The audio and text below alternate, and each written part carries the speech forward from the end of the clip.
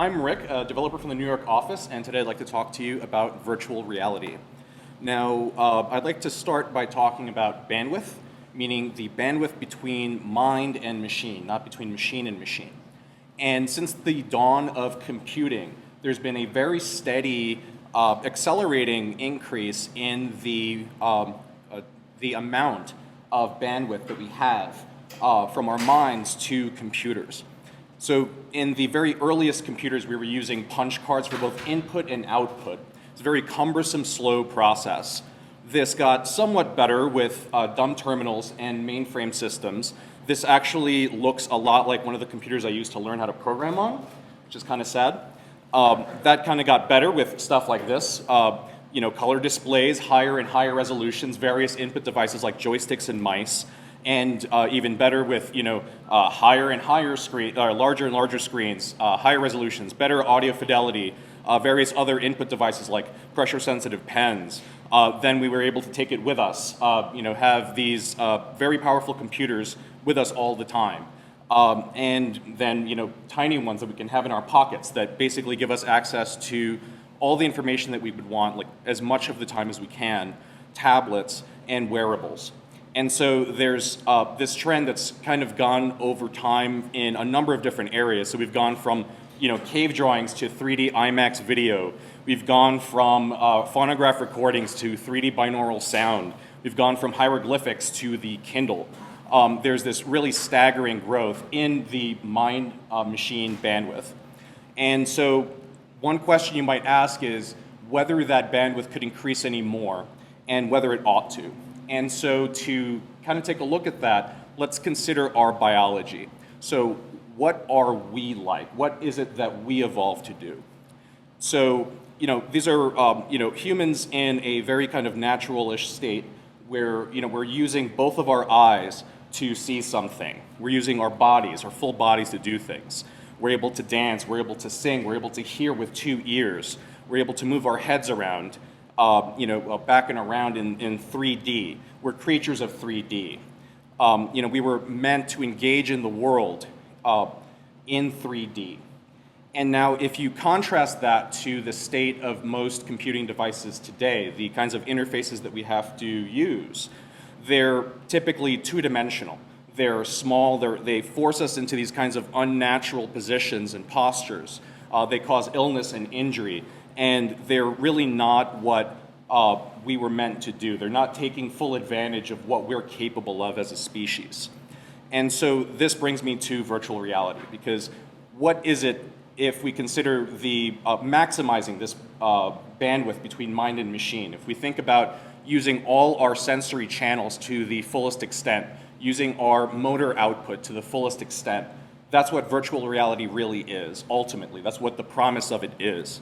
And so, there are two extremes of this. One extreme is total immersion, where you're in a virtual world, or so it feels to you, and you can't actually see anything around you.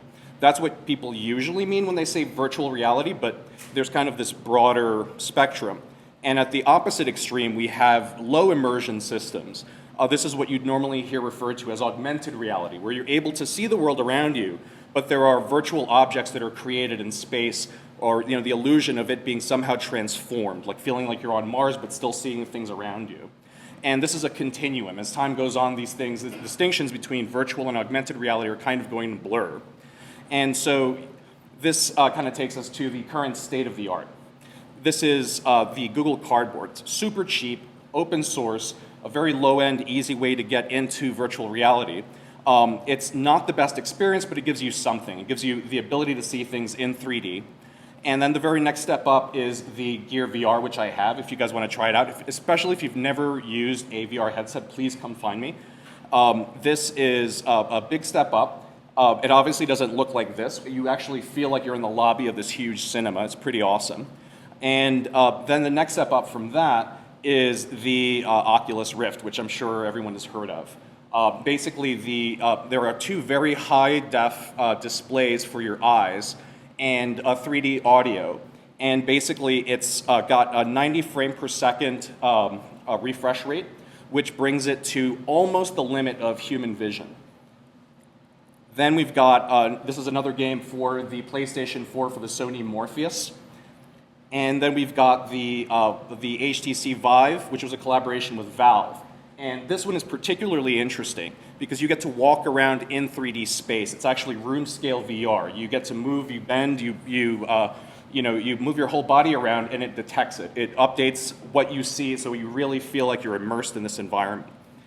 And then we have the HoloLens, which is actually a super powerful computer. It's scanning terabytes of data every second. It has all kinds of crazy things like a holographic processing unit. And it's basically a head-mounted computer that can transform what you see and hear in real time to transform your experience of reality. These are a number of applications of virtual reality. They're all over the place. So one is surgery. So these are actually augmented reality systems where they could go in and do surgery for a liver and actually see what the proper shape of it would be to help guide their motion. There are things like industrial training. There's therapy. So in this case, we have someone who's suffering from a great amount of pain, and they're using virtual reality to kind of ease the pain of those phantom limbs. There are applications to sporting, to music and video and film, gaming, of course, education, communication, interactivity, business. I mean, there are all kinds of applications. And basically, this entire industry is just going to keep growing. Right now, this is, I consider it the final frontier of human-computer interactions before we're actually able to bypass our senses entirely. So right now, this has the potential to really maximize our sensory motor systems, to really take full advantage of what we're capable of as people. And that's what I find really exciting. It's not the technology itself, but what it enables in us. Think about how much information technology has transformed our world and how much we've grown and how much we've gained from it. Think about what that might lead to if we were actually fully able to use the things that we were evolved to do. Thank you.